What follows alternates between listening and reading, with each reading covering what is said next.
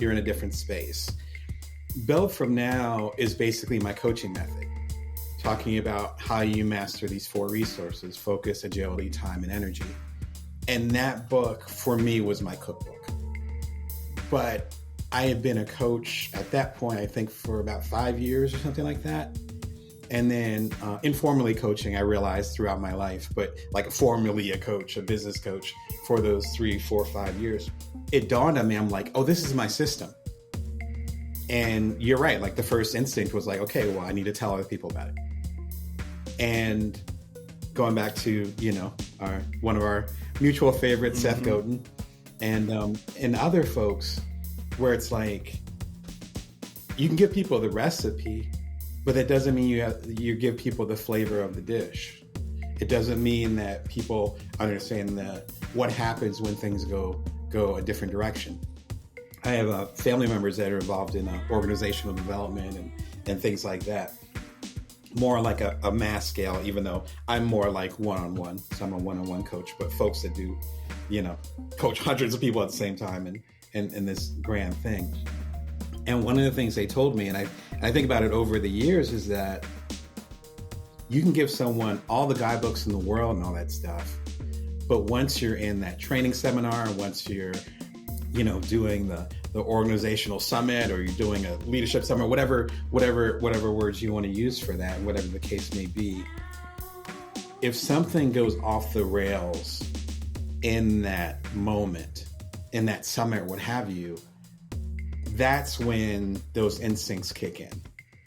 And so you can have all the recipes in the world. Like Emeril Lagasse and all those folks down south can give me all their game, and I still will be able to make a crawfish etouffee. And so I think I'm looking at it, what you're talking about, from 2 different angles. The first angle is, and I just talked about this in a recent keynote, we're in such a privileged time where you and I could hang up right now and then know Julia Child's every single her recipe she's done ever. Probably some of the unpublished stuff if you look online. So we're privileged in that, and we should take advantage of that as creators, as to get inspiration.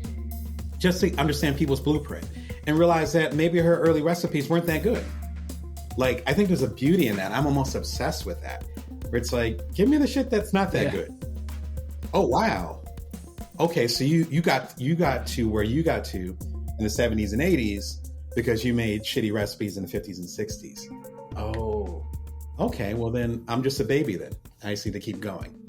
But then the other side, which I think you and I are both in this camp because we're maturing in our careers, is to be generous in giving people that blueprint. Because not only is it helping serve people, but even if you give away the store, like, other people can't do it. Like, I couldn't do a podcast like you do. Like, I couldn't. Even though we spent plenty of time together, I consider you a friend. Like, you can give me all the game in the world. I couldn't do what you do. And so and us understanding that, we hoard less information. And then also we end up, contributing more to the world because we stop worrying about someone else taking our position.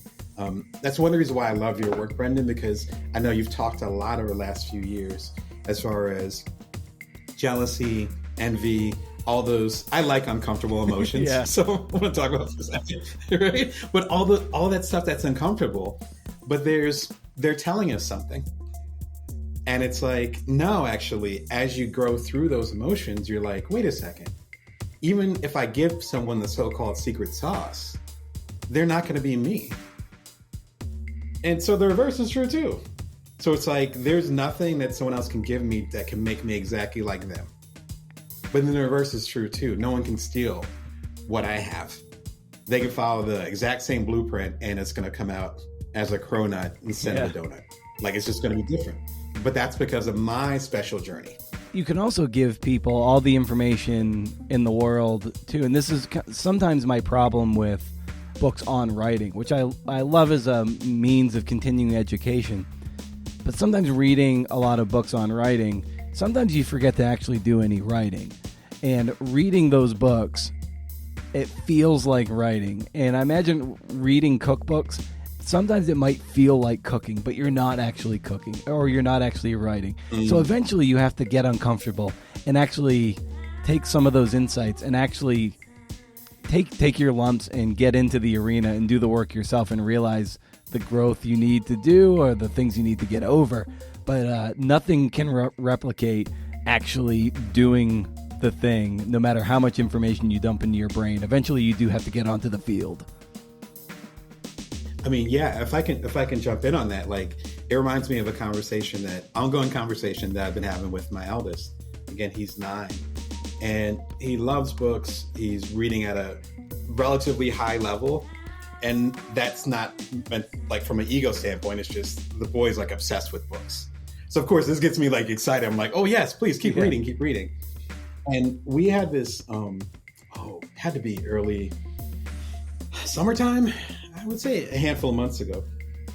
And he's like, he had said something about Japan, particularly Tokyo. And he was telling me about Japan, and whatever he said wasn't correct. And I was like, actually, that's not how Tokyo or whatever operates. And he's like, no, that's how it is. And I was like, sweetheart, I've been to Tokyo twice. I learned Japanese back in the day. Like, you haven't been to Japan before, have you? He's like, well, no. And I'm like, okay, so why do you believe this is true? And he was like, this is what I heard. And I was like, well, where did you hear? And of course we go through my background is journalism. So we go through we peel the onion.